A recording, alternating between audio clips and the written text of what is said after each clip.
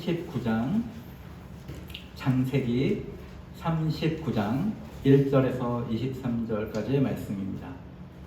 옛날 구약 시대에는 이렇게 하나님께 예배드리는 그 방식이 그냥 다 같이 일어나서 성경을 모세의 율법들을 그냥 쭉 함께 몇 시간이고 있는 그런 방식의 제사 예배를 이렇게 드리기도 했는데, 우리 교회에서는 좀 말씀을 이렇게 길게 읽는 것이 또 그런 의미로도 예배 드린다 이렇게 생각하시면 좋을 것 같습니다. 창세기 39장 1절에서 23절, 제가 한 절, 또 여러분이 한 절 천천히 잘 음미하면서 읽겠습니다. 요셉이 이끌려 애굽에 내려가매 바로의 신하 친위대장 애굽 사람 보디발이 그를 그리로 데려간 이스마엘 사람의 손에서 요셉을 산이라.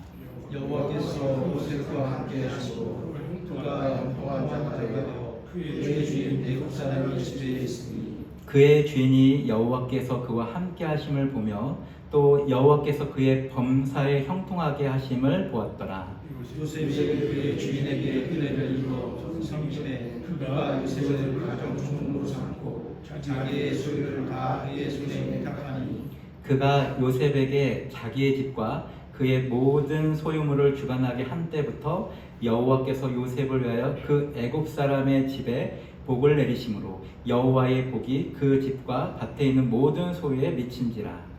주인이 그의 소유를 다 요셉의 손에 위탁하고 자기가 먹는 음식 외에는 간섭하지 아니하였더라. 요셉은 용모가 변하고 아름다웠더라. 그 후에 그의 주인의 아내가 요셉에게 눈짓하다가 동침하기를 청하니 요셉이 거절하며 자기 주인의 아내에게 이르되 내 주인이 집안의 모든 소유를 간섭하지 아니하고 다 내 손에 위탁하였으니 이 집에는 나보다 큰 이가 없으며 주인이 아무것도 내게 금하지 아니하였어도 금한 것은 당신뿐이니 당신은 그의 아내미라. 그런즉 내가 어찌 이 큰 악을 행하여 하나님께 죄를 지으리까. 여인이 날마다 요셉에게 청하였으나 요셉이 듣지 아니하여 동침하지 아니할 정도로 함께 짓도 아니하니라. 그러할 때에 요셉이 그의 일을 하러 그 집에 들어갔더니 그 집 사람들은 하나도 거기에 없었더라. 그 여인이 그의 옷을 잡고 이르되 나와 동침하자. 그러나 요셉이 자기의 옷을 그 여인의 손에 버려두고 밖으로 나가매 그 여인이 요셉이 그의 옷을 자기 손에 버려두고 도망하여 나감을 보고 그 여인의 집 사람들을 불러서 그들에게 이르되 보라, 주인이 이 사람을 우리에게 데려다가 우리를 희롱하게 하는도다. 그가 나와 동침하고자 내게로 들어오므로 내가 그의 소리 질렀더니 그가 나의 소리 질러 부름을 듣고 그의 옷을 내게 버려두고 도망하여 나갔느니라 하고 그의 옷을 곁에 두고 자기 주인이 집으로 돌아오기를 기다려 이 말로 그에게 말하여 이르되 당신이 우리에게 데려온 히브리 종이 나를 희롱하려고 내게로 들어왔으므로 내가 소리질러 불렀더니 그가 그의 옷을 내게 버려두고 밖으로 도망하여 나간다이다. 그의 주인이 자기 아내가 자기에게 이르기를 당신의 종이 내게 이같이 행하였다 하는 말을 듣고 심히 노한지라. 이에 요셉의 주인이 그를 잡아 옥에 가두니 그온 왕의 죄수를 가두는 것이더라. 요셉이 옥에 갇혔으니 여호와께서 요셉과 함께 하시고 그에게 인자를 더하사 간수장에게 은혜를 받게 하심에 간수장이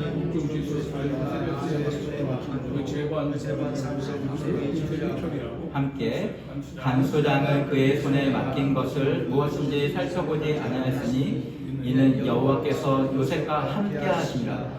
여호와께서 그를 범사에 형통하게 하셨더라. 아멘. 사랑하는 성도 여러분, 여러분의 삶에 모든 범사에 여호와로 인해서 형통하시기를 주님의 이름으로 축복합니다. 우리 교회에 아주 중요한 모토가 있다면 예수님과 함께하는 삶입니다. 그래서 우리는 예수 삶 교회라는 이름을 가졌습니다. 그래서 예수님과 함께하면 오늘 말씀에 의하면 어떻게 됩니까? 모든 일이 형통하게 된다고 하는 겁니다. 여러분 삶 가운데 예수님을 늘 의식하고 예수님과 함께 그 어떤 일이든 같이 하십시오. 그러면 하나님께서 여러분과 함께 있는 예수님을 통해서 여러분 삶이 범사에 형통하도록 도와주실 것을 믿습니다.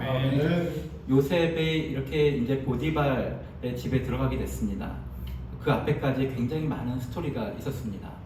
그런데 이 보디발이 어떤 사람이냐면 그 당시 그 지역의 패권 국가라고 할 수 있는 애굽, 오늘날 따지면 이집트입니다. 그 애굽의 친위대장의 지위를 갖고 있었습니다. 친위대장이라고 하는 게 오늘날 우리가 따지면 경호실장 정도가 아닙니다. 그러니까 친위대장은 왕의 어떤 행정적이나 법에 영향을 받지 않고 왕이 그냥 직접 명령을 내리면 그냥 가서 무엇인지 할 수 있는 그런 권한을 갖고 있습니다. 그래서 친위대장이라고 하면은 굳이 오늘날로는 어떤 직책을 따질 수가 없고 왕권 상황에서는 그냥 왕의 칼이라고 생각하시면 됩니다. 그리고 당시의 친위대장은 그래서 경호실장 정도가 아니기 때문에 그냥 무술이 뛰어난 사람이 아니라 정치 군인 정도입니다. 그래서 로마 같은 경우에도 친위대장 그런 직분을 가진 사람들인데 심지어 로마 시대의 친위대장들은 그냥 황제를 갈아치우는 일 정도까지도 했었습니다. 그러니까 이 상황에서 친위대장이라고 하는 당대 패권 국가인 그 지역의 애굽에서의 친위대장의 그 위세는 굉장히 큰 것입니다. 그러니까 보는 눈이 있으니까 어쩌면 요셉을 자기의 집으로 이렇게 샀다라고 볼 수도 있겠죠. 그런데 하나님의 뜻은 참으로 놀랐습니다.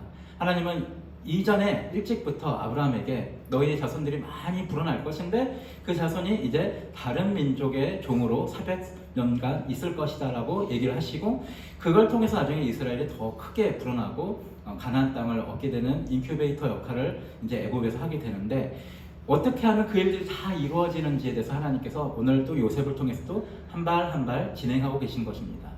보디발의 집에서 요셉이 완전히 인정을 받았습니다. 왜냐하면 하나님을 믿지 않는 보디발을 볼 때에도 요셉이 믿고 있는 하나님이라고 하는 신이 함께 하니까 내가 무슨 일을 요셉에게 맡겨도 그 일을 다 잘 해내는 거예요. 그리고 우리 집안이 저 요셉이 들어오고 나서 저가 믿고 있는 그 하나님의 도움으로 우리 집안이 더 풍부하게 되니까 모든 일이 잘 돼가니까 보디발이 생각할 때 아예 모든 일을 다 맡겨야겠다 이렇게 생각하고 요셉에게 모든 일을 다 맡기는 일을 볼 수 있습니다. 또 마지막 절에 보면 요셉이 누명을 쓰고 감옥에 갔는데 감옥 안에서도 또 간수장이 볼 때 요셉이라고 하는 저 친구에게 다 맡겨야겠다 이런 생각을 하게 되는 것입니다. 여러분이 누군가에게 무엇인가 다 맡길 때는 굉장히 그 사람이 굉장히 믿음직하고 일 처리를 잘할 때 그리고 무엇보다도 신뢰할 수 있을 때 일은 되게 잘하고 그리고 뭐든지 시키면 책임감 있게 하지만 그렇지만 거기에 내가 저 사람 혹시 나를 배신을 하면 어떡하지 하는 생각이 있으면 우리가 다 맡기지 못하는데 요셉이 하나님을 붙잡고 있고 요셉의 그 심지가 굳건한 것을 보고서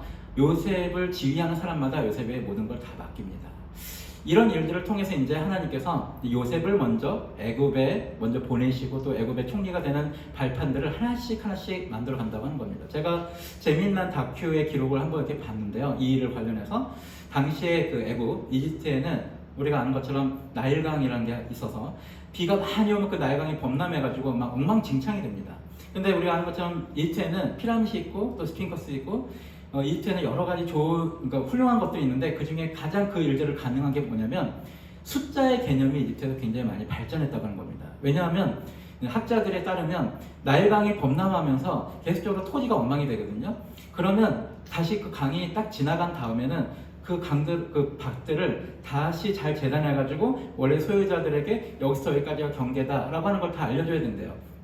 그래서 이집트에는 숫자 개념, 그러니까 이거 측량을 해야 되니까 그리고 숫자 개념과 기하학, 뭔가 농사를 지으니까 천체를 바라보면서 그 별들이 어떻게 이동할 때 어떤 계절이 어느 시점에 어떻게 온다라고 하는 것들을 알기 위해서 숫자 개념과 기하학이 굉장히 많이 이집트에 발달했다고 합니다. 그 자연의 그런 어려움들을 극복하려다 보니까 그렇다는 거죠. 그래서 이집트에서 총리가 된다, 이집트에서 어떤 높은 관직이 있다고 하는 것은 숫자를 굉장히 잘 알아야 한다고 합니다. 그리고 운영을 잘 할 수 있는 당연한 말이지만 총리가 당연히 그런 거지만 그 숫자로부터 비롯해서 운영을 잘 해내야 세금을 어느 정도 저 크기의 밭의 규모 그리고 저기서 나는 소실에 비교했을 때 저 사람에게 얼마의 세금을 받을 것이냐 그리고 이 큰 나라에 대해서 얼마의 세금으로 어떻게 어느 곳에 어떤 물건을 사고 또 이것을 잘 운영할 것이냐에 대해서 숫자 개념이 굉장히 많이 밝아야 그 나라의 총리가 될 수 있다고 합니다. 근데 하나님께서 보디발이라고 하는 친위대장 굉장히 고위직이에요.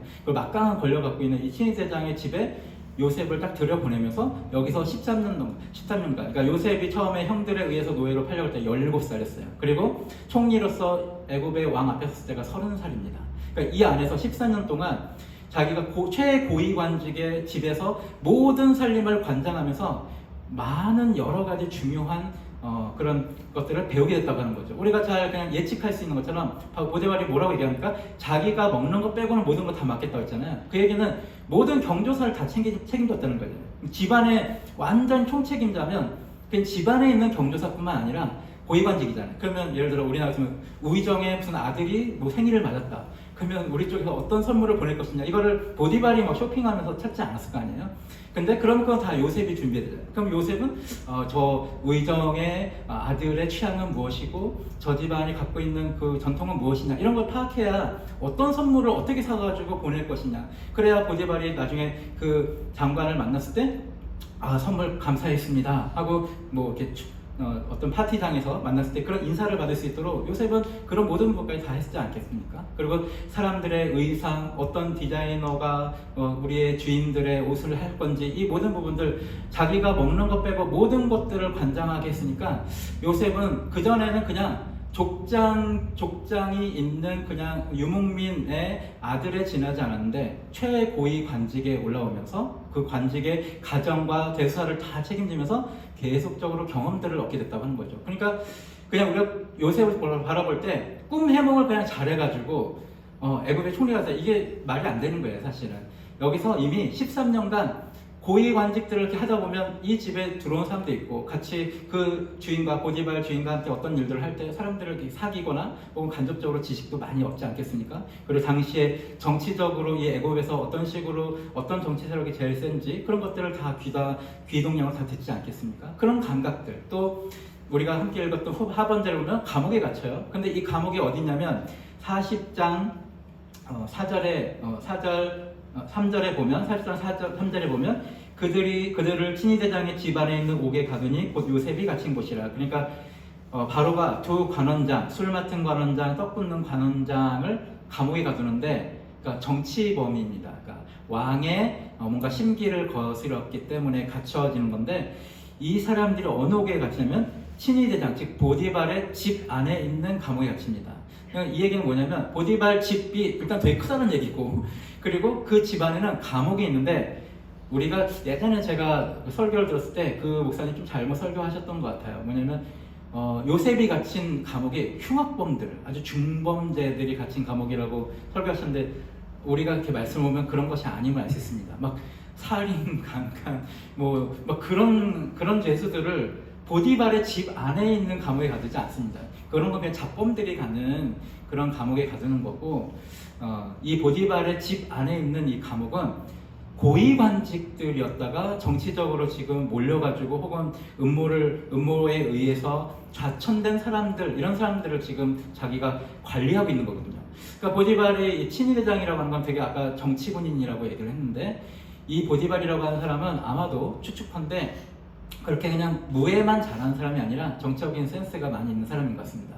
왜냐하면 왕은 그대로 있지만 그 밑에서 이쪽 파, 우파와 좌파가 있어서 이게 세력이 어느 쪽이 이기다가 어느 쪽에 지다가 하면서 서로 거기서 누명 쓰고 범죄가 드러나기도 해서 이렇게 감옥에 고관 관직에 있던 사람들이 감옥에 오는데, 그 사람들을 자기 집에 있는 감옥에 딱 가둔단 말이에요. 그러면서 잘 대해줬겠죠. 흔히 아는 것처럼 우리가 범펄이라고 얘기하는, 잘 대해주면서 언젠가 이 사람이 만약에 복직하게 되면 자기의 또 어떤 좋은 지지자가 되지 않겠습니까? 그리고 특별히 이 보디발의 아내에 대해서 많이 성경에 나타나지 않지만, 아내의 태도를 보면 아무래도 보디발은 뭐 당시에 누구나 흔히 귀족들이 다 그렇게 했지만 정략 결혼한 것이 분명한 것 같습니다. 왜냐면 아내가 이렇게 굉장히 당당해요. 굉장히 당당하고 집 안에서 이 일들을 해나갈 때 친위대장, 그러니까 즉 친위대장은 정보에 능통한 사람이잖아요. 그래서 왕에게 어떤 시해가 일어날 때 시해가 일어난 다음에 그걸 막는 경호원이 아니라 어떤 세력이 어떠한 음모를 꾸미고 있는가 해서 다 뭐 사극 같은 거 보면 거기에 문서에 누가 도장을 찍고 사인을 했는가 해서 미리 가가지고 그걸 다 쳐버리거나 왕에게 보고하거나 하는 일들을 정보를 통해서 하는 사람들이잖아요. 근데 자기 아내가 이렇게 물러난 상황이고, 또 자기가 13년 이렇게 데리고 있었던 요셉이 어떤 사람인지를 모르지 않았을 거예요. 그런데 아내가 요셉이 나를 저렇게 겁탈하려고 했다고 할 때 과연 이 보디발이라고 하는 친위대장이 그 말을 믿었을까? 저는 그렇게 믿지 않았다고 생각합니다. 왜냐하면 그 말을 그대로 믿었으면 바로 어떻게 해야 돼요? 친위대장이 요셉의 목을 쳐야 돼요. 쳐야 돼. 그러니까 만약에 내 아내를 내 종이 겁탈하려고 했다. 그러면 당시의 종이라고 하는 입장은 아무리 집안의 모든 총무를 맡겼다 할지라도 종의 신분은 그냥 주인이 죽이면 그냥 죽이는 거예요. 사법까지 갈 필요가 없어요. 근데 보십시오. 그냥 그 일들이 일어난 것 자체에 굉장히 짜증나고 화가 보디발에게 났지만 죽이지 않고 자기가 귀하게 여기고 관리를 해야 되는 죄인들이 있는 자기 집 안에 감옥에 집어넣어요. 만약 그냥 잡범이고 그냥 그 말 사실 있으면 그냥 바로 그 자리에 죽이거나 아니면 제일 험한 감옥에 보냈을 거예요, 요셉은. 근데 보디발이 알겠죠. 오랜 세월 동안 이렇게 부부 생활을 이렇게 쭉 하다 보면 내 아내가 어떤 사람인지 알겠죠. 아마도 이 보디발의 아내는 이 일이 처음이 아니었을 수도 있습니다. 그러니까 자기가 그냥 마음에 드는 남자 종이 있으면 누구나에게 그냥 쉽게 유혹하고 범하려고 했을 것입니다. 그러니까 그 일들 보디발도 알고 있었겠죠. 그러니까 요셉의 말을 근데 요셉의 말만 믿을 수도 없고, 그러니까 왜냐하면 요셉을 믿지만 지금 아내가 그렇게 나왔을 때 만약에 웃기지 마, 나는 요셉을 믿어, 요셉을 내가 13년간 총무를 했고 얘는 하나님과 함께 하심으로 우리 집안이 됐고 얘는 정직한 애야, 내가 다 믿고 맡길 수 있는 애야, 당신이 그랬지, 이렇게 얘기하는 순간 장인어른, 그러니까 처가 쪽의 정치 세력이 이 보디발을 어떻게 하겠어요? 그러니까 처음부터 정략 결혼이었다는 생각을 합니다. 그러니까 아내를 쉽게 이렇게 못하는 이유는 아마도 처가 쪽에 자기의 정치적인 어떤 입지를 굳히기 위한 그런 부분들에서 쉽게 그렇다고 당신이 그랬지 이렇게 못하고, 그렇다고 요셉을 죽이지도 못하고 자기가 제일 그래도 관리할 수 있는 이 높은 고위관직들이 갇히는 이 감옥에 요셉을 가두지 않았나 생각이 됩니다. 근데 나중에 우리가 성경에서 볼 수는 없지만 좀 재미있는 상상을 하게 되면 요셉에게 이제 하나님께서 이제 기회들을 하나님께서 만들어 주시긴 했지만 이제 바로 왕 앞에 나가서 바로 왕에게 조언을 합니다. 조언하는 기회까지 얻게 되죠. 이제 그 꿈은 바로 왕께서 꾸신 꿈은 7년간 대풍년이 있고 그다음에 7년간 대흉년이 있기 때문에 그때 대풍년 때 잘 그것을 모아가지고 잘 보관했다가 흉년이 되면 그것을 이용해서 애굽이 잘 살아남을 수 있습니다. 이 얘기를 이제 요셉이 꿈 해몽을 하지만 그렇지만 그거에 대한 보증이 필요하잖아요. 이 사람 신분이야 여러 가지. 근데 누구가 보증이 있겠습니까? 그냥 상상할 수 있죠. 바로 이 자기 왕이 제일 신임하고 또 자기 곁에 이게 좋았던 보디발에게 추천을 받았겠죠. 그러니까 내가 제일 신임하고 그리고 제일 가깝고 나의 칼로서 사용되어야 되는 저 친위대장, 그리고 나에게 모든 정보를 가져오는 저 친위대장이 요셉 얘가 쓸만합니다. 그리고 우리 가정에서 13년간 총무로 일을 다 맡겨봤는데 너무나 훌륭하게 잘하고 정말 철저하게 잘하는 이 얘기를 하지 않았겠습니까? 그런 과정들이 성경에 포함되어 있지는 않지만 그 모든 과정들이 아마도 있었을 것입니다. 그러니까 하나님께서 일을 하실 때는 정말 하나도 빠짐없이 철저하게 그 일들을 해나간다고 하는 것을 볼 수 있습니다. 제가 이제 그 재밌는 상상인데 아마 요셉이 총리가 되면 이 보디발은 어떻게 되는지 되게 굉장히 궁금합니다. 왜냐면 자기가 총리가 되면 이제 보디발보다 더 높은 사람이 되잖아요. 왜냐면 요셉이 총리가 되면서 이제 한 말이 마치 그 나라의 어버이가 된 것 같은 모든 권한을 바로 왕이 다 요셉에게 주거든요. 그러면 보디발도 자기의 아래에 있는 사람이 되는데 어쩌면 요셉과 보디발의 관계가 그렇게 나쁘지 않게 진행됐을 거라고 생각이 됩니다. 근데 가만히 이제 하나님께서 일하시는 걸 보면 보십시오. 요셉의 이 성격 자체가 친가와 외가의 성향이 다 있어요.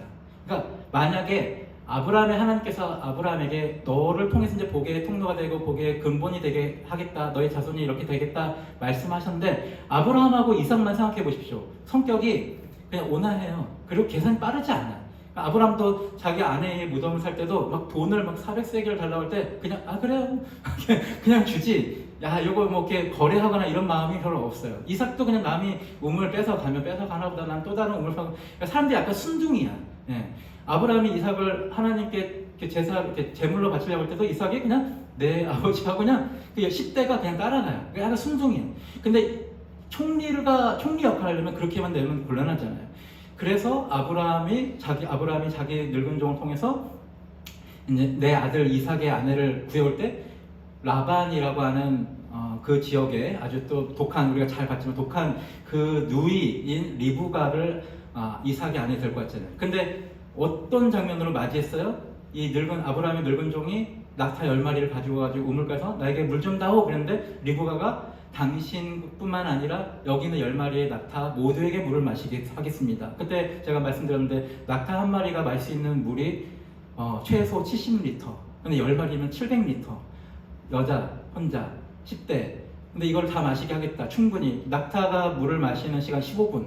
그러니까 아마 혼자 하지 않았을 거예요. 그거를 뭐 혼자 쓰면 이거는 히어로 개념인데 혼자 하지 않았을 거고, 어떻게든 운영을 해서 자기의 동료든 뭘 해서든 그 낙타 10마리 다 마시겠죠. 그러니까 이미 리브가의 모습에서 총리인 요셉이 있어요. 그리고 라헬을 봐도, 혹은 그 전에 리브가가 또 자기 야곱을 어떻게 하려고 해서 막 정치력을 발휘하잖아요. 자기 남편을 속이고 이런 부분들은 좀 나빴지만 정치력을 발휘해가지고 뭔가를 일을 꾸미는 이런 모든 부분을 보면 요셉에게 리브가, 그러니까 라반 삼촌의 집에 있는 것을 마치 우리가 그 어떤 과수원하는 것처럼 접붙임을 한 것 같아요. 아브라함이라고 하는 그거를 바탕으로 총리까지 돼가지고 이렇게 하려면 뭔가 특수한 어떤 특별한 성품과 재능이 필요한데, 아까 얘기한 좀 수개념도 강해야 되고 정치력도 강해야 되고, 사람과 총리가 되려면 어떻게 돼요? 사람과 사람 간에 되게 잘 다스리고 막 그래야 되는데, 그런 부분들을 하나님께서 아브라함의 늙은 종을 통해서 만나게 한 외부에서의 접붙임의 제목이 리브가였다고 하는 거예요. 비록 그 라반과 리브가 라헬 볼 때 그렇게 별로 좋지는 않아요. 그들의 성품과 행한 모든 부분들이 약간 속이기도 하고 도둑질도, 라헬도 도둑질도 하고 막 그랬잖아요. 삼촌 라반은 더할 것도 없이. 그렇지만 하나님의 이 나라에 필요한 어떤 성분들을 이렇게 접붙임해가지고 결국은 요셉에게 그것이 완성되는 상황을 우리가 보게 됩니다. 그러니까 요셉에게는 그 두 가지가 다 있는 거예요. 친가 쪽에 하나님을 신뢰하고 의지함으로 쭉 잠잠히 나아가는 것. 자기 형제들이 이 요셉을 죽이려고 하고 팔려고 해서, 그래서 보디발의 집에 가서 할 때 거기서 우리가 성경 기록이 안 된 것은 아마 크게 그것이 부각되지 않아서 그런데 요셉이 막 괴로워하면서 내가 어떻게 탈출하면 될까 이런 생각들 하지 않았어요. 어렸을 때부터 어떻게 그렇게 깨달았는지 하나님께서 역사하셔서 그런 거겠지만, 하나님께서 역사하시고 경험함을 통해서 하나님이 이 모든 일 가운데 함께 하시는구나, 나를 하나님께서 큰 뜻이 있어 이렇게 하는구나, 이거를 순전하게 잘 받아들이는 그 믿음은 마치 아브라함하고 이삭 같아요.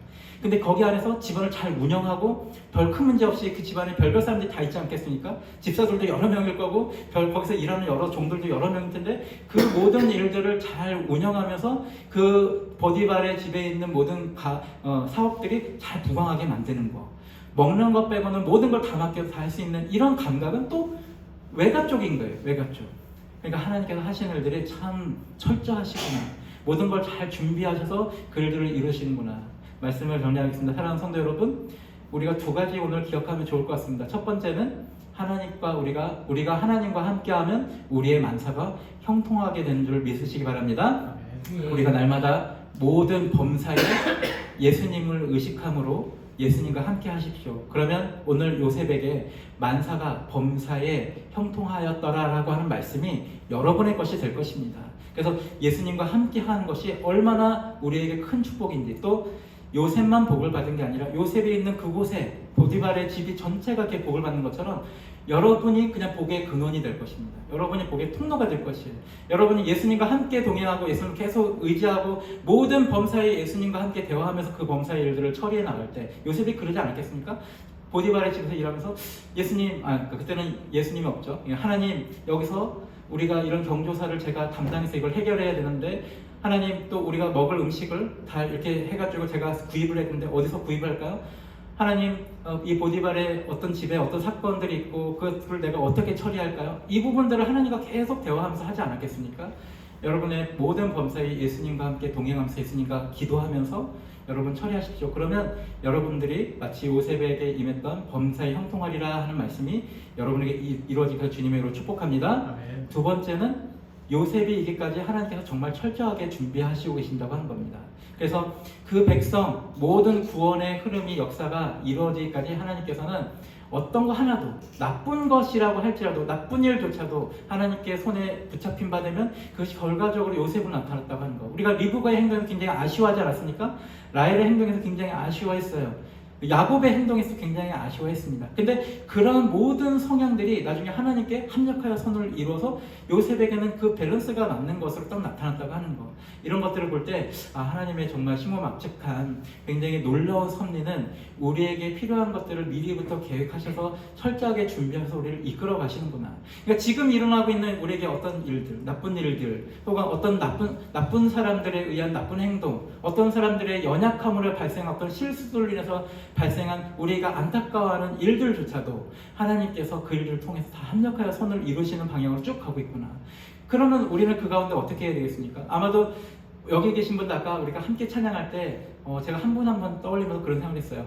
우리 교회가 우리 시대에도 크게 하나님께서 쓰여주시고 또 우리가 부흥할 수 있지만 어떤 교회의 그게 한 50년, 100년 역사를 보면 초창기의 교회 멤버들이 있잖아요. 그리고 그 멤버들이 다 기록이 남으면서 그분 그때 누가 어떻게 했더라, 누가 어떻게 하나님께 헌신했더라, 그때 어떤 목사가, 그때 어떤 집사가, 어떤 권사가, 어떤 장로님이 이렇게 하면서 그 교회의 역사에 그들이 그 당시에 했던 그 중요한 일들이 현재의 우리의 교회가 하나님께 이렇게 쓰임받았다라고 몇십 년 후를 뒤돌아보면서 여러분들을 기억할 수 있다고 하는 겁니다. 이건 각 개인의 가정에도 같이 일어난 일들이죠. 우리 3대의 할아버지 할머니가 이렇게 얘기하면서 그때의 그분들의 신앙이 오늘 3대 후에 우리 가정에 이러한 좋은 영향을 끼쳤어 하면서 후손들이 감사할 수 있죠. 우리는 지금 우리의 세대만 생각할 것이 아닙니다. 우리 예수함교회가 우리 천재의 요 몇십 년, 뭐 50년 이렇게만 살 것이 아니라 우리 예수함교회를 통해서 계속 하나님께서 그 다음 세대에 일하실 것들을 생각해보면 그때에 그 집사님, 그 권사님, 그 장로님이 이렇게 행하시고 또 교회에 좀 어려움도 있었지만 그것이 우리에게 어떤 깨달음으로 왔는지 그 어려움을 우리가 그냥 어려움으로 받지 않고 여기서 하나님께서 이렇게 좋은 일을 행하셨구나, 우리를 다시 한번 돌아보게 하셨구나, 복음이 무엇인지 다시 한번 생각하게 하셨구나, 우리가 다시 한번 결단하게 하셨구나, 이런 것들을 깨달으면서 점차적으로 큰 역사가 쭉 줄기가 흘러가는 거거든요. 자, 그러면 우리는 어떻게 하겠습니까? 야곱에게 아셨던 거 그거죠. 하나님께서 분명히 그 집안에 하나님께서 좋은 계획하시면 선한 계획하시면 쭉 이끌어가는데 야곱은 지금 당장의 시선으로 지금 닥쳐오는 안 좋은 일이나 압박들에 대해서 안달복달하면서 막 왔다 갔다 하고 자기가 어떻게 이걸 해결할까 하고 머리를 막 쓰다가 계속 불행하게 행복하게 살지 못하게 된 것이 바로 야곱에게 일어났던 일입니다. 사랑하는 여러분, 우리의 현재 개인의 삶, 또 우리의 예수함교회에 일어나는 어떤 좋지 않은 일들조차도 하나님께서 그 놀라우신 계획을 통해서 쭉 이끌어 가시는 거예요. 긴 안목을 봅시다. 긴 호흡으로 보세요. 그러면서 이걸 통해서 하나님 뭘 행하시지, 이걸 통해서 뭘 행하실 거야. 지금은 다 알 수 없지만 하나님께서 이렇게 행하실 거야. 그게 바로 요셉에게 이루어졌고 이스라엘의 전체 큰 틀. 근데 우리가 더 큰 시각으로 보면 이스라엘의 이 일은 단지 이스라엘 백성들, 이 민족을 위해서만 일어난 일이 아닙니다. 그래서 요셉을 통해서 이제 이집트에서 이 이스라엘 백성이 200만 명으로 불어나고 그리고 나중에 가나안 땅으로 입성해서 가나안 땅을 정복하고 그래서 모든 일이 그냥 해피엔드로 끝나는 게 아니라 그 가운데 또 다시 율법주의에 빠지면서 예수님이 또 오셔야 하고 율법주의에 빠졌어야 하는 거죠. 또 바리새인은 또 있었어야 하는 것이고 그 예수님 오셔서 참 은혜가 무엇인지 참 하나님 뜻이 무엇인지를 알려주는 일들이 다 필요하면서 오늘 2000년 후에 오늘 이 한국에서 라고 하고 마치 우리가 생각할 때는 그냥 어떤 중동에 있는 한 지역의 그냥 작은 부족 시인이 아니라 전 세계적으로 이것이 맞구나라고 하는 진리구나라고 하는 예수 그리스도의 진리를 오늘 우리가 받고 있지 않습니까?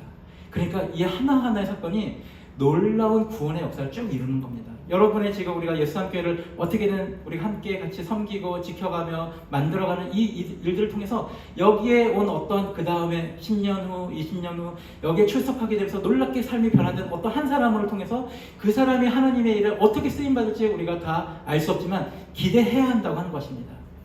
우리의 자녀들을 통해서 우리의 3대 혹은 우리 현재의 삶들을 통해서 하나님께서 놀랍게 역사하실 것들을 기대함으로 현재 우리에게 주어져 있는 것을 믿음의 눈으로 바라보시는 그런 복된 우리 성도 여러분 되시길 주님의 이름으로 축복합니다. 우리 함께 찬양 500장